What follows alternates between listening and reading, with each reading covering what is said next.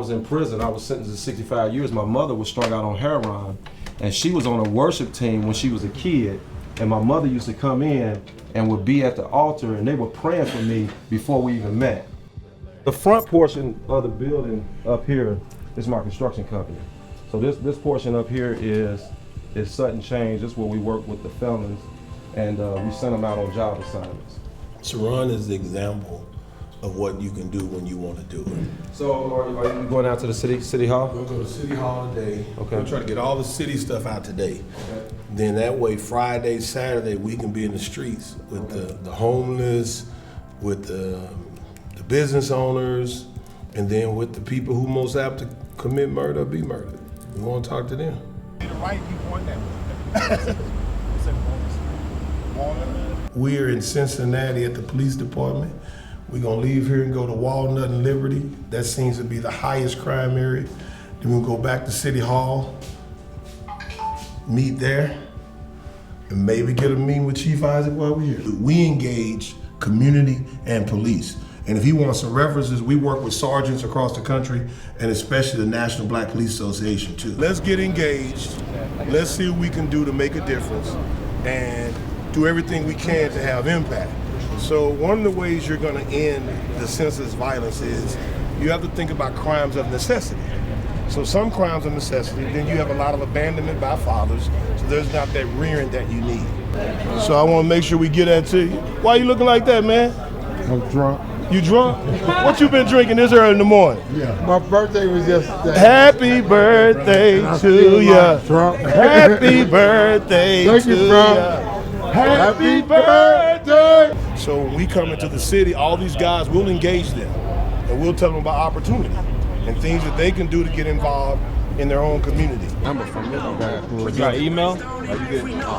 I got my girl number. Yeah, okay, that's cool. Look that up, check it out, and I want to put that in your atmosphere. You can do it in this area, whatever it is, and so you try to go into those concerts and reach one or two people, and then we have some stuff we do after that. And the slightest thing can change someone's life around, you quickly. know? And we were just talking about showing that you care. Mm-hmm. It's not just a cruiser just buzzing by and you don't know who that officer is. Right. Get out, and when we have the time, this is what we do. Let's get out, listen, because they know the best. They can tell us things and they can tell us what they expect of us. And we have that communications and that kind of relationship, you know, and that's what it's all built upon. Hey baby, how you doing? I just want to figure out what y'all gonna be doing about my son that got shot 9 times. We're trying to do everything we can to prevent the next shooting, but also where your son's life doesn't go in vain. And that's important because the pain doesn't stop because the funeral ends. He's still living. Oh, okay. Well, I want to meet him then. Where he at? He at university. University what? Hospital. Here, I want you to pull up so we can let him by. Okay. Let him by. Pull right here and I want to go meet him. I want to talk to him. Okay.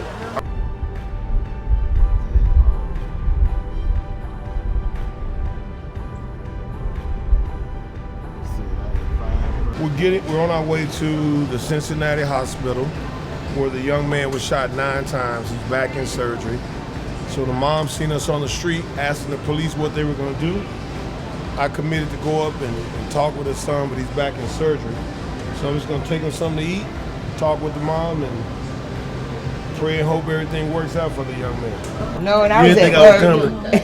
How you doing? All right, hey, I was at work and I had to. It's been so many murders and killings and You were shootings. asking the police what they gonna do. So when they ain't a teenager, don't even talk about them getting shot. Like that 15-year-old, they showed that one time on the news and they said nothing else about it. But I'm saying, a black man in his 20s to get killed, nobody talks about it. He's 29. Yeah. But I better be careful. the other family was up 2 years, 22. Second time getting shot. So whoever his partners with just left him. How are you? Let me catch up with you. Yeah, we're on a 40-day, 40-night tour. Okay. Cincinnati is city number 7. Wow. So we have city business owners, pastors from Cincinnati that's riding with us, but we have solutions for homelessness and senseless crime. My name is Bruce Carter. Okay.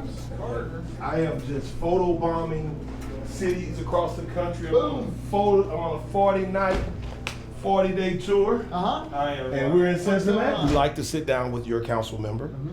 We have some solutions for homelessness and senseless violence. Yep. So basically, we just spent some time with the police to find out where's the highest crime-ridden areas, and they were out doing a community event about the crime. So I said, guess we're gonna need you to be a part of that solution with us. So we do a lot of that also. We have to take care of the old folks. All right. Hey, good.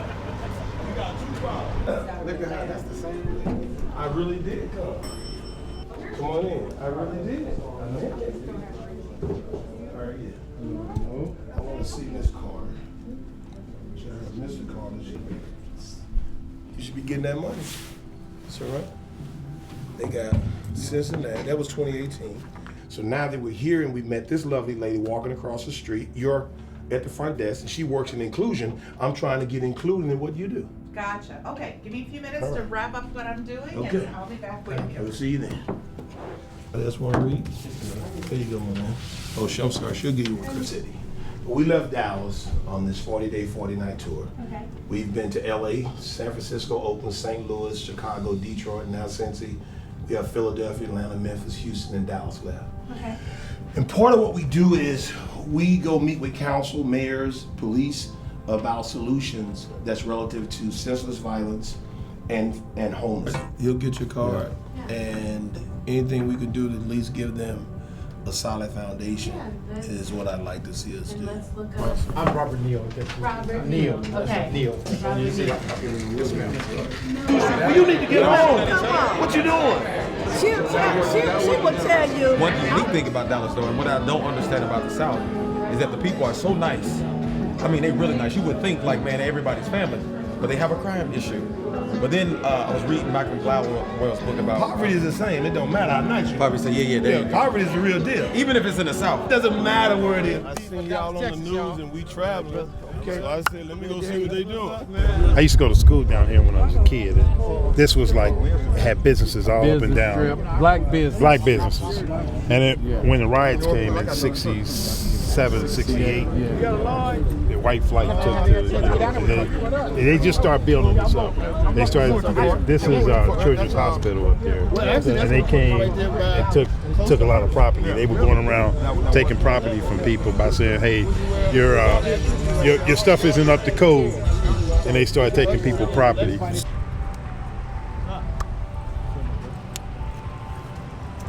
Yeah, I'm trying to, we want family. Check this out. I see a whole lot of black brothers around. Here you go, baby. Put that in your social media. Y'all check it out. Yeah, what's up? What's up? Young man. What the shirt say? There you are. Put it on. Bob? No, where your social media? Put it in your social media. Y'all go. Hey, baby, boy, let me see your phone. Right here. Put it in your social media. Now, put it on. That's what I need for y'all.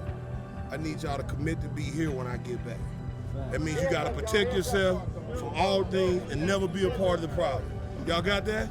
Coming back, baby. Coming back, man.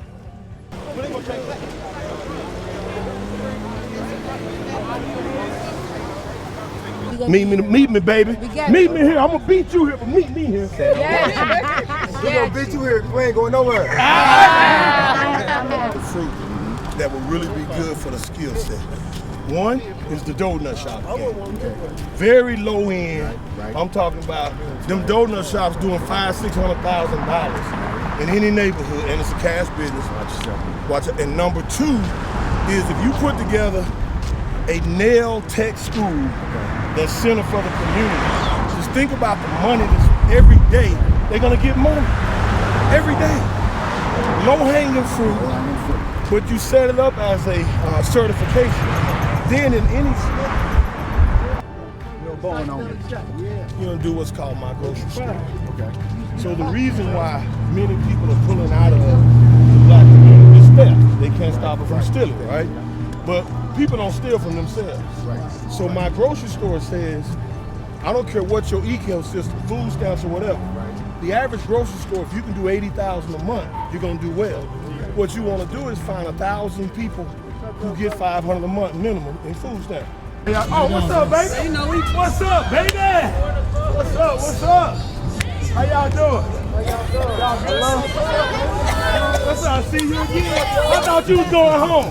You told me you was going home. What's up? What the shirt at? See? You took the shirt off. You took the shirt off. It's in the car.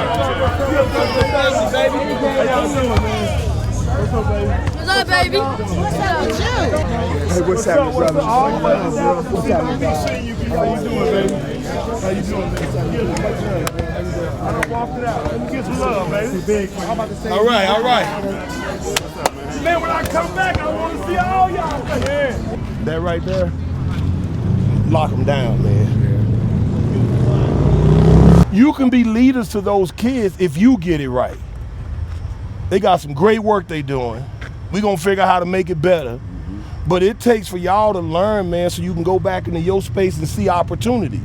Because there's opportunity around you, but if you don't see what's going on, Plenty of it. I can tell you what he's doing since the last time I seen him 2 years ago, because that's what we've been talking about.